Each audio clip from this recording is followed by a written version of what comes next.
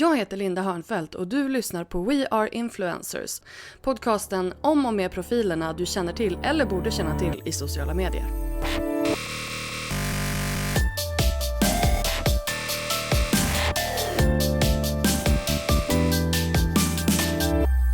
Hej och välkommen till en ny säsong av We Are Influencers.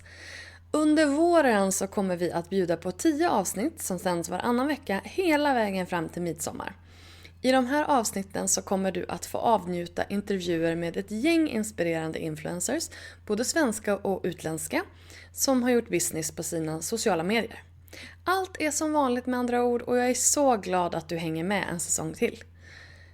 Och nu till dagens intervju med vår allra första internationella gäst. Schmittauer beskriver sig själv som ett triple threat. Hon är YouTuber, föreläsare och numera även författare. Hennes första bok Vlog Like a Boss kom ut den sista januari i år och har redan hamnat på Amazons bästsäljarlista. Amy har drivit sin YouTube-serie Savvy Sexy Social sedan 2011 och hjälper både företag och influencers att bli bättre på video. Med mig så delar hon med sig av sina bästa tips för att lyckas på YouTube och för att bygga sitt eget varumärke som en boss. Här kommer min intervju med Schmittauer.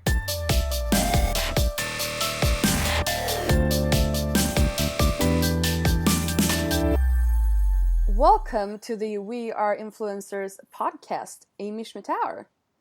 Thank you, Linda. How are you? I am well. How are you? Really well. Really crazy busy, but really well. Yeah, you're coming up on your book launch. How many right. How many days? How many days left? I think the day we're recording this, we have 26 days to go. The release is January 31st. And yay! It's so for everyone else, it's today. we release this on Fridays, so we'll see which Friday is closest. Oh, okay. Then it won't be the same day. No, it'll be out soon or already in stores. That's okay. I'll link in the show notes to the book. Cool. It's called Vlog Like a Boss, and so this is our first non-Swedish interview, so you should feel very special. I'm very honored. But obviously there will be a lot of people listening in who don't know of you. So Could you please introduce yourself a little bit?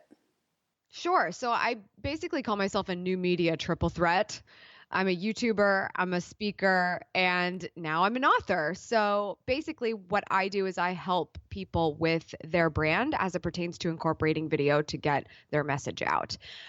So a lot of personal brands come to me and they say, how can I let the world know about what I do and my cause and my purpose? And I usually tell them video. And more we're seeing how important video messaging is with social media today because so many platforms want that particular type of content on their network for their users. So I teach people how to do that. I've been doing that for a number of years. Savvy Sexy Social has been around since 2011. That's the name of my YouTube show. And that's where I've been teaching small business and influencers and personal brands how to leverage social media and video for some time. And that's about as long as I've had my business as well. So it's really fun marketing today. I don't think I ever thought in a million years I was going to work in marketing, but I do. And I think it's the coolest industry ever, especially as fast moving as it is. It keeps every day very interesting. So that's turned into not only YouTube videos, but speaking all over the world and now having a book, because if you speak, everyone always wants to buy a book from you. And I'm like, oh, well, why don't you go watch my videos? They're free. And they're like, no, we want a book. And I'm like, oh, okay. So I'm really? my feet on that for a little while. Is that like oh, wow. Oh, wow. It's really kind of crazy. But who am I to say like what medium you want? You have to listen to the market. If the market tells you we want a book, I'm like, all right, well, I'll write a freaking book. Whatever. It's so interesting. But I'm excited about that. It makes mom proud that I have a book. So. That is so interesting because, when I'm in the local paper paper from my small town, that's when Yeah. my mom is proud. She's like, Yeah. I'm on TV, I'm on like a big trade magazine. She doesn't know, but she's the local paper. That is real. Local paper, clip it out, put it on the refrigerator. Yes, There's our yes. girl. But it's really fun that you should say that, like, that people request books, because that's been happening in Sweden too. Like, big social media influencers, they write books. And it's like, Mhm. what? It's not because it's gonna make a lot of money, but it's a bit of a status thing. So, I think yes, I think it does pertain to status a little bit, especially when, let's talk about influence. It is weird for someone who makes videos to write a book, or somebody that's specializing in blogging to maybe write a book. I actually think the latter is much more relevant than the former. I mean, if you write on a regular basis, you could really just print out all your blog posts, staple them together, and call it a book. But and people I have. think the interest, oh yeah. And I think the interesting thing there is the status, because as you're doing all of these things, in theory, you are growing influence over a community. Otherwise, you're really just making content for you and your mom, if your mom supports that content, right? So if you're really growing a community and really growing that influence, then you should be able to write a book and have people very excited about it, because that's still a medium where we look at it as very legitimate. I think we're starting to see the online world, not starting to. We really have come a long way in terms of legitimacy with online. There was a time where the word blog was so not okay to say, within an organization, we're too prestigious for a blog. And now we're seeing that that's not true anymore, that companies are like, we need a blog, we need to be blogging, we need to be relatable to our customer. But the book thing is really interesting, because there's a level of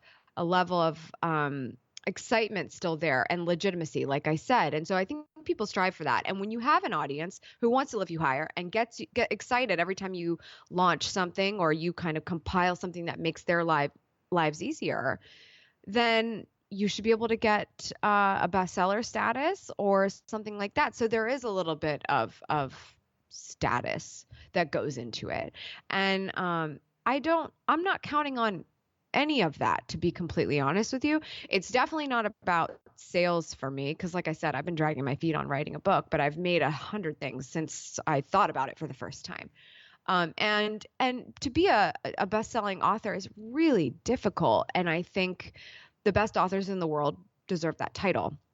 But it doesn't mean that your message isn't worth getting out there when your community asks for it. And I simply think of it as a great way to let people take in the information that I have to share in the way that they want to. And so for me, like I said, it's a really great complement to speaking. And I'm actually very excited about it for people who are wanting to work with me and kind of need to go through some initial, like, getting started stuff. It's really nice to be able to say, like, you're going to need to read this first, and Yeah, and to have a then you can proceed. physical Yeah, thing to, like, that's what I'm really excited about, is yeah. if you're serious about video, you need to read this first, because the hard part with video is it's hard and it's a lot of work. And I don't think a lot of people get that memo until they're within the work, and they don't always see the return right away. And that's difficult. And that can be with any medium, but specifically with video, it's very difficult. It can get expensive depending on what you do with equipment and what level of production that you have. So I'm really looking forward to that aspect of, hey, you need to know what you're getting into first so that we can have the best working relationship possible, because then you're going to know where I'm coming from. I think that's the thing I'm most excited about. So you don't have to, like, do the intro to everyone. You can just, like, okay, read the book and we'll do Well, the you got to be next able to scale level. that. Yeah, yeah. Yeah. But that's good. Yeah. That's really good, Yeah. because that's kind of that's a passive income that you don't have to, like, do the Absolutely. consultant And thing it's from the and it's very not that start. I don't want to go through those steps with them. It's just, It saves time. you should just get the whole picture. Don't let me forget anything because I put it all in a book. Just go get the whole picture and then tell me, I read it, I'm in. Or I Yeah. read it and it sounds like way too much work. I don't want to Yeah. do it. Then great. Then let's not even waste each other's time. Yeah, and that saves your time. Right. Yeah. Everyone's. But okay, let's go back to the start. Like, why video? What did you do before this? So before I started my marketing consultancy, I went to school for political science, and I was working in policy and lobbying and fundraising and things like that. I thought that was going to be the forever. I had the best job in the world. I had a cushy chair, lots of office supplies, computer all day long. I loved it because I grew up with a computer, and a great benefits and a company that loved me. I mean, I hate it when people say um, they have job security, but man, I really could have had job security for a really long time. And what happened was I made a video for a friend. I talk about this in Ironically. detail in the book, right? And I'd never made a video before, but my friend was getting married and I wanted to do something special for her as a bridesmaid. And I made her a video. I made my first video ever. And I just saw the power of video. And when I played it, and I made it for one person. And that's the crazy thing that still resonates today. And we're almost at, 10 years later. That video was for one person, but when I played it for her, it was at the rehearsal dinner and there were 100 people there. And every single person in that room was just rocked by this video, was just so emotional and so happy and so just everything going on. And I just realized, wow, I made something for one person and look how many people I affected. And that's really cool. And so that sort of set the stage. I started to look into YouTube. I started a personal video blogging channel, and it was just fun. That's it. I kept going to my job. I was just having fun on the weekends and in the evenings where I'd edit video, and it was cool. And then I realized I actually knew a lot about community building because, making trips to Target in a video look fun and interesting enough for other people in the world to watch is a skill. And if you can do that, then you can do pretty much anything with video. So I realized I knew a lot in terms of the social media community building video content creation space. And that got me to learn about the fact that people were getting hired to do this kind of thing for organizations. And that's how I realized that my passion could be a career. And so I started to work toward that in my side hustle, as we call it these days. At the time, it was just a passion project that I happened to make money with. But I started growing a business on the side of my full-time job and eventually decided to leave. But, my first video was in 2007. I didn't leave my job until 2011. And how did So it you was, get to that point? I mean, that must have been scary. oh my That's a gosh, big thing. huge. Yeah. I knew at the beginning of 2010 that I was going to leave, and I would lose sleep then that I was going to leave my job because I was like, "Are you going to do this? That's a lot of This is sleep lost. crazy. Yeah. This is crazy." But it wasn't the right time for me for another year. And so by that point, I was so used to the idea of the fact that I had planned on leaving. I never changed my mind. I never wavered on it. I knew I was taking a chance, but I was young. I was, single. I had no kids. I was renting. I was in a perfect scenario for me to take a chance on what I wanted to do. And so I just took the chance and I haven't had to look back. So it was scary, but I lined it up as a time that was right for me. It wasn't the safe time. It wasn't like I was making so much money in my side business that it was time to go. It was not that at all. But as soon as it was time to go and I had full-time hours available for my side gig, I got business because of all the stuff I'd been doing on the side up to that point, networking, going to conferences, educating myself, blogging, and all of that. I got to a point where I was like, I'm full time. I let my network know, and suddenly I had clients within a few weeks. I was full time. So there's a lot that goes into it, and it definitely was a huge chance that I took, but it turned out to be the right decision. So what did you do like from the when you decided that okay, this is what I'm going to do and up until when you actually took the leap?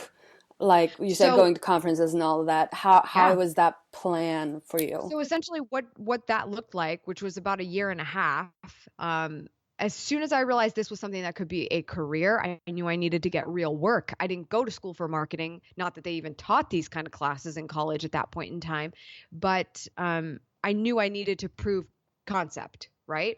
I can prove that I know how to make a YouTube channel and promote it and make myself look cool, but can I do it for others? So the first thing that I did was seek out my perfect first client. And that client I went to and cold emailed and I just said, "Hey, You don't know me. Actually, we have a mutual connection. Here's who they are, you know, and here's what I want to do. You just started your company, and it was a magazine. It was a local magazine, so content for days, because it was all about sustainable food and farmers markets and things like that. And I was like, this is great. This is so sexy right now. Everyone's talking about this. It's great content. I can talk about this on social media a lot. And all I want to do for you is help you launch your social media presence, Facebook only, because that's who you're trying to reach right now, is the people on Facebook. Twitter was not going to be quite what they needed.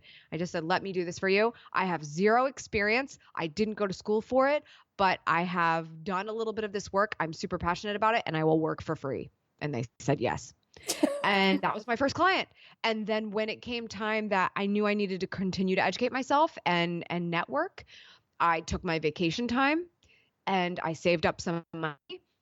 I still didn't have enough money, but I wanted to go to my first conference. So I went to the client that was free, not paying me to have the work that I was doing. And I said, look, you don't have to pay me still. I'm happy go lucky. We're doing awesome work. This is great. This is helping the magazine. I just need you to help me sponsor my badge to this conference, because it's going to help you. It's going to help me. And it's just going to benefit everyone if I can go here and continue to get better at what I do. And they sponsored the badge. So there's always a way to get value, even if you have to go and get your first client for free. But every client after that was paid. Everyone. I haven't had a free client since then. And they sponsored my badge for my first conference that absolutely changed my life. If I would not have gone to Blog World in 2010 in Vegas, because of that company helping me get there and meet people and network and learn more and find out that I was even on the right track and that it was time to leave my job just a couple months later, I wouldn't be here today. And I certainly wouldn't have had full-time work by the time I did leave and let everyone know, hey, I'm on my own now. Do you have anyone that needs my help? Because if I wouldn't have done that networking, I wouldn't have known enough people to be able to reach out. So there's quite a bit that went into it. There was getting that first client, getting more experience, building the portfolio, building the resume that you want to build, and then meeting people. You have to get out from behind your computer, even when you work on the internet. And all of that is the reason I was able to leave and not scurry back to my old job and say, I screwed up. Give me my job back. I think that when you actually jump, I mean, there's no going back. You just have to hustle and make it work. Exactly. But now you have clients, but you do the YouTube show, and you have your email list, and you have your social authority group. So tell me Mhm. about these different like legs of your entrepreneurship. Sure. So obviously I dragged my feet on writing a book, but that's not to say I didn't want to scale a little bit of what I could teach, because a lot of people have come to me, found me through YouTube, but I've targeted a very small business for that channel. I'm just getting started. I'm on my own. I'm a content creator. I need to learn how to make money with this. I need to grow an audience. I'm a small business. I need to figure out how to manage my Twitter presence properly. That's a very small business that doesn't usually have quite the budget that would be required of working one-on-one with me. So having these other opportunities to work with me, from free to lead magnet to $30 to an annual membership, was helping me continue to help those people. So social authority membership started a couple of years ago, and that has morphed into one of the many products I have in Vlogboss University. So Vlogboss University is essentially the hub for any way that if you want to learn something from me about video or about building your authority and personal brand, you would go to Vlogboss University. And if you want to be a part of the annual membership, that's a little bit more hands-on with me. That's social authority. And then there's 30 days to better vlogging is included not included, but it's one of the opportunities in Vlogboss University. So you can go there and kind of choose what's best for you. There's even free courses in there. So that's sort of that, like we were talking about before, that's sort of like the passive way that I can teach people. Social authority is less passive, because I do kind of do some things in real time there. But for someone that's like, I need to learn more about video, but I have no money. Okay, fine. 30 Days to Better Vlogging is a $30 guide, and you're going to get a step every single day. You're going to get action items, and they're video modules, because that's how I like to teach. I like to teach through video. And so that's sort of how I do sort of that kind of offering there. I also work with people directly in terms of video consulting through my company Aftermark, which I've co-founded with my partner Vincenzo. That's more going to be medium to large size businesses. So definitely nowhere near being the same customer as someone that would attend Vlogboss University. So I've customized what I can teach depending on the client and what their needs are. The email list is where I nurture this network for where they should go. Should they be at, a client of Aftermark? Should they be in Vlogboss University? Should they buy my book?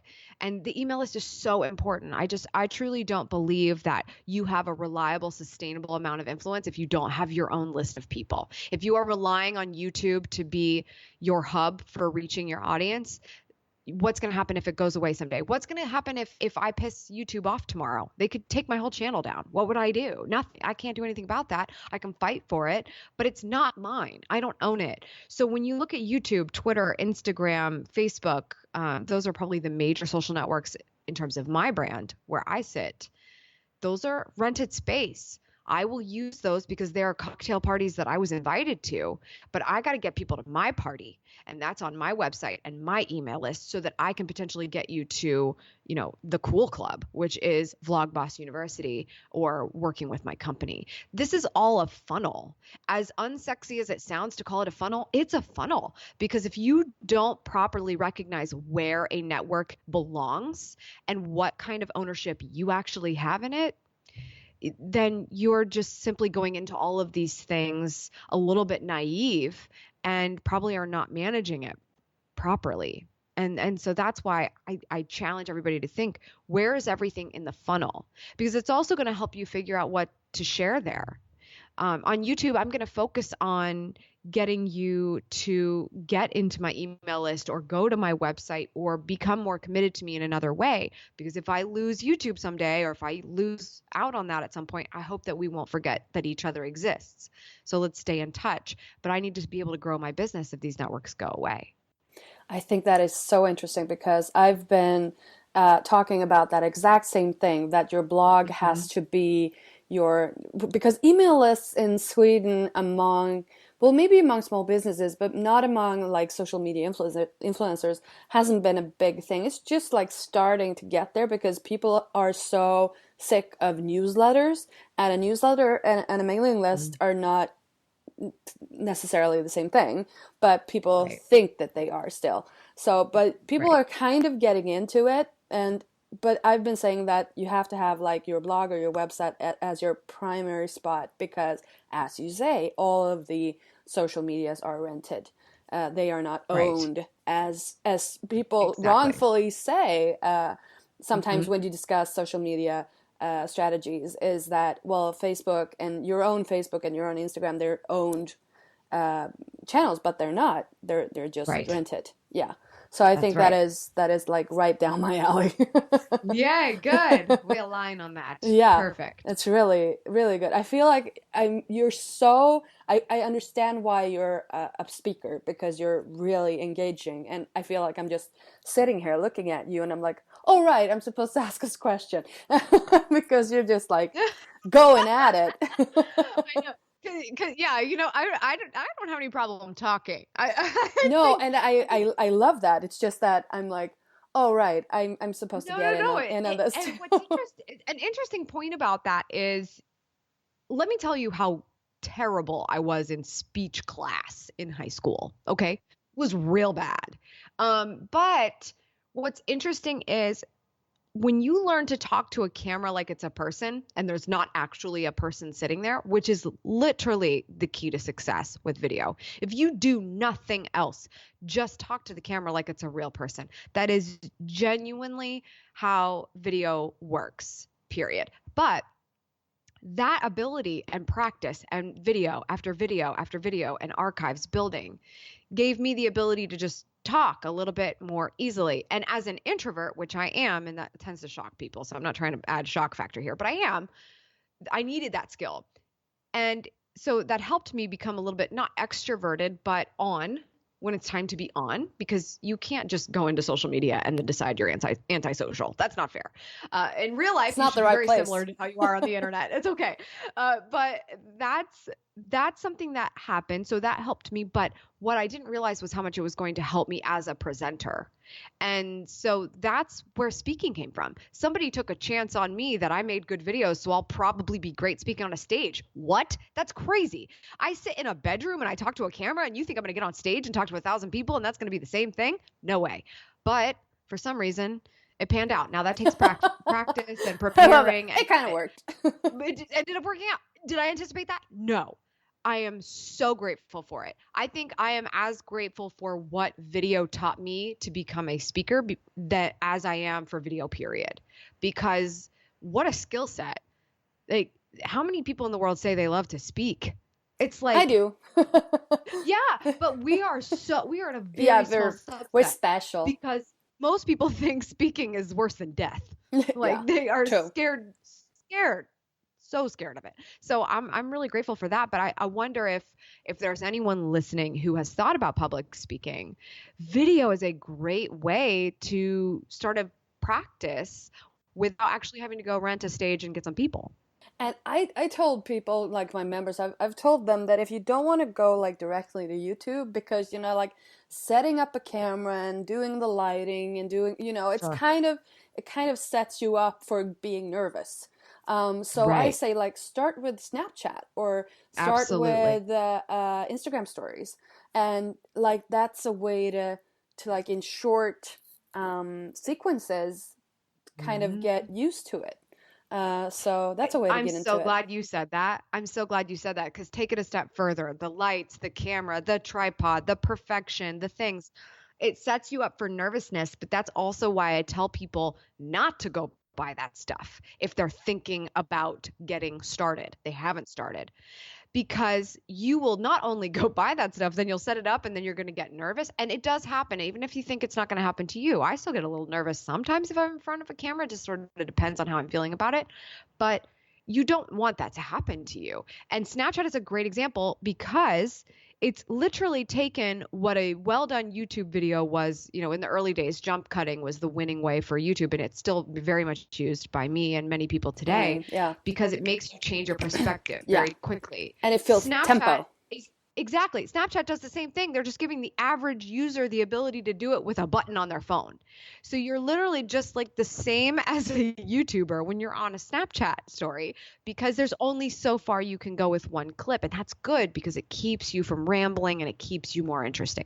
And it's a great way to learn how to be video, how to be effective with video. It's a great suggestion. I totally back that up. Thank you. Although I am more of an Instagram stories fan these days. I'm kind Yeah, of losing how interest in did you, that. because that is still a real like problem of mine.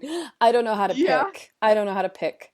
I can't pick. Well, here it's, I Yeah. mean, I pretty much knew as soon as it came out. I was like, dang, good move, Instagram. And I made a video about this. It's called Instagram Stories, the real story, because it's like literally just a parody on how Instagram totally ripped off Snapchat, but they win because everyone's been on Instagram for longer, for the most part, pretty much everyone, especially since uh what was it? Well, Android got Instagram a couple of years later or so, but they still have had it longer than Snapchat's been around. So there's just been this huge user base on Instagram.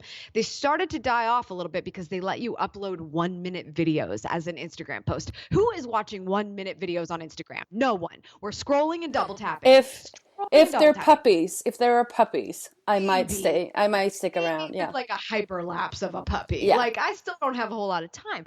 But what's interesting is the influence level of just a single Instagram photo, and that you're really restricted. You don't want to post photo after photo after photo because it's just not the etiquette there. But you do want to post more frequently. By stealing stories from Snapchat, they added this ability in Instagram to not mess with your beautiful feed, but show people another perspective behind that feed. And we all know that these networks, Facebook and Instagram, are so all up in the algorithm that with Instagram going algorithm, we know that stories is helping your posts. If you're posting and you're using stories and now you're going live with Instagram's like, oh, I you're didn't doing get really that. good. I didn't get that yet. I need that.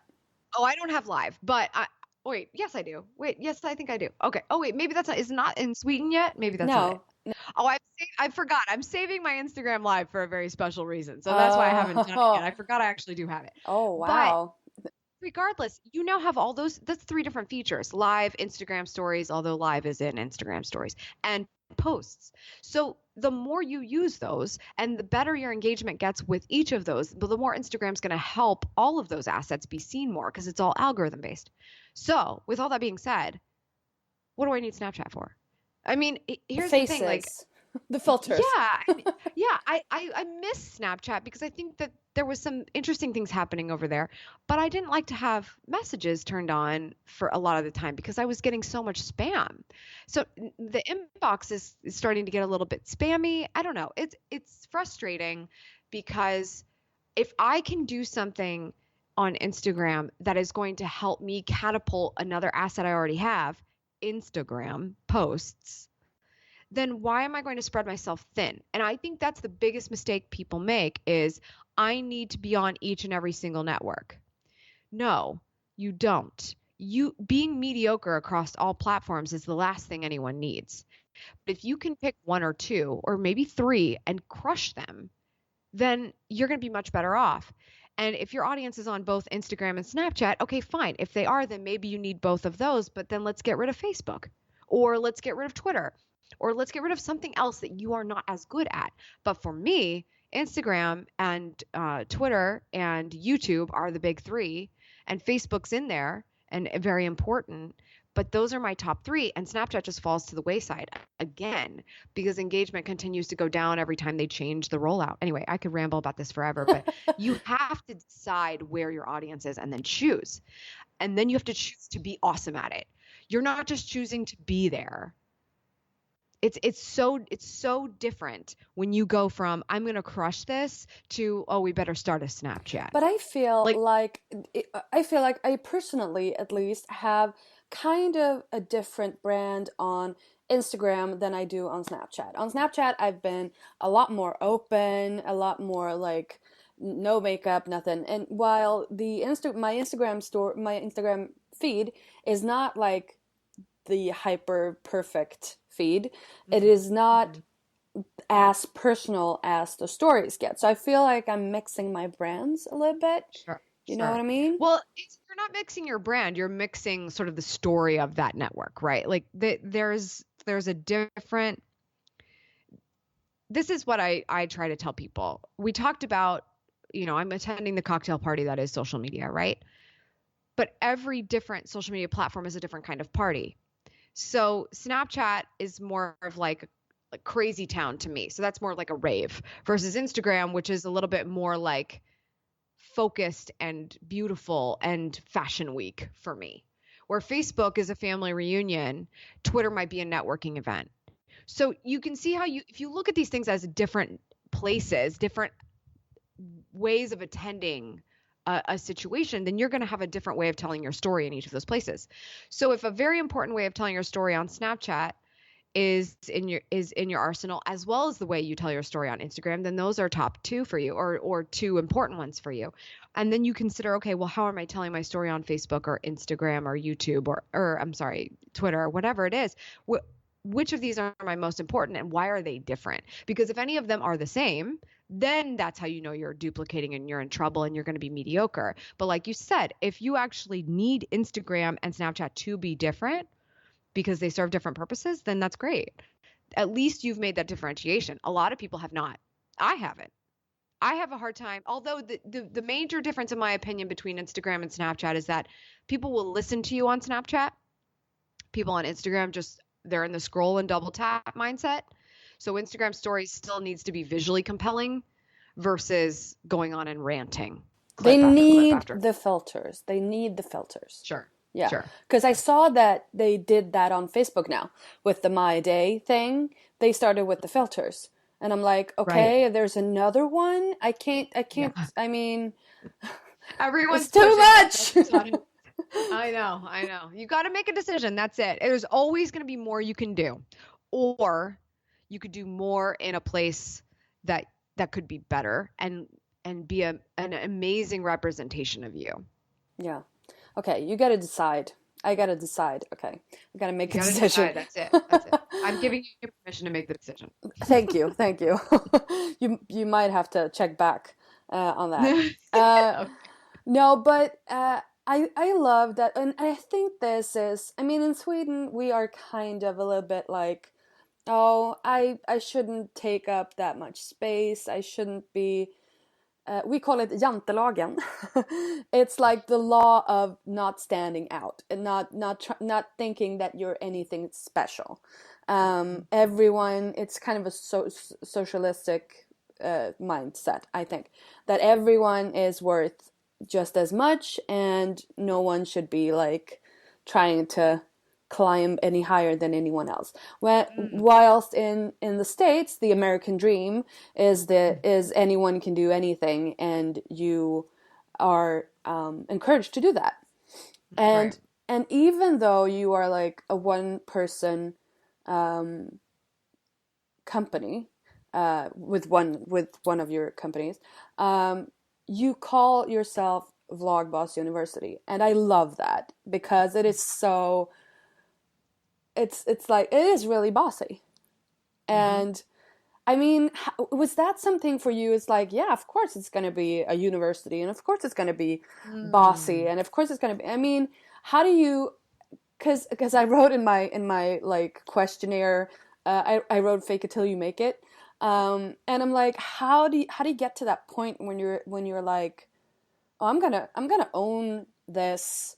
I'm gonna because I thought about one thing. I told a friend about it yesterday.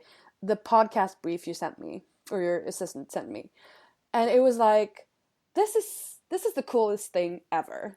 Um, I think it even says on it like your next best interview or something like that. The yeah, next best interview you're gonna have yeah, or something. something Yeah, like you're that. right. And it's like you're just you're making yourself, you're putting yourself on a pedestal. Like, I am the most successful person you're ever going to meet, and I love that because you're kind of making what do you what is it that you say? You're kind of, it's a self-proclaiming prophecy, or what do Hmm. you call it? Yeah. Uh, Um, tell me how do you think about, what do you think about that?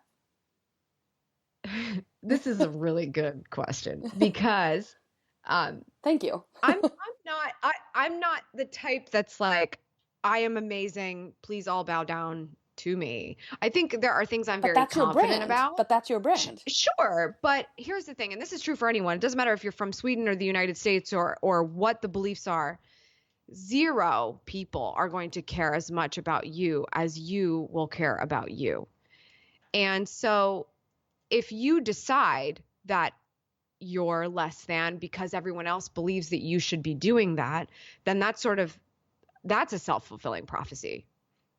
But if I know for a fact that I'm the only reason I'm going to ever be anything in the end, then I need to just put out there what I want. And I still struggle with that. I still don't say things out loud that I absolutely would want because I'm a little bit afraid to say it out loud.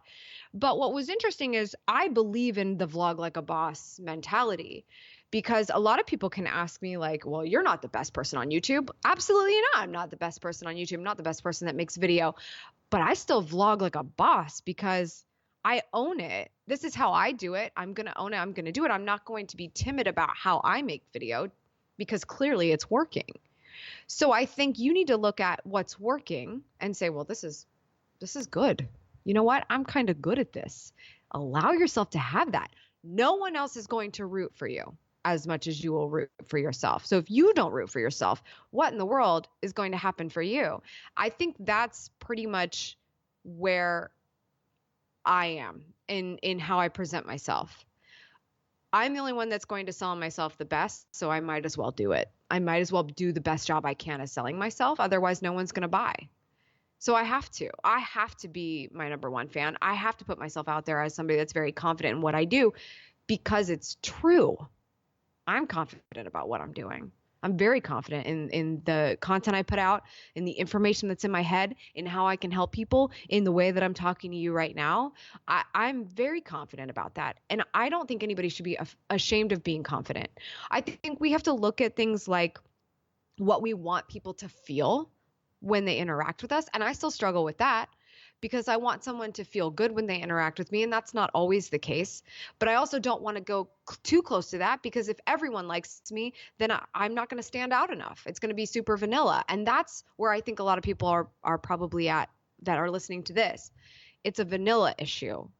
You think if you just stay on the up and up with everybody that it'll all work out in the end, but you will never actually reach your highest potential because you're not doing something that a subset of people doesn't like. You have to pick a side. And confidence has to go hand in hand with that, because you have to be confident about the side you're picking. I love that. I'm just like, I'm a little bit blown away by you. Thank you. You're very, very inspiring. Thank you. Okay, I'm gonna let you go soon. But first, no, You sound really banged up about that. No, I feel bad about it. Actually, I would like to hang out with you all night.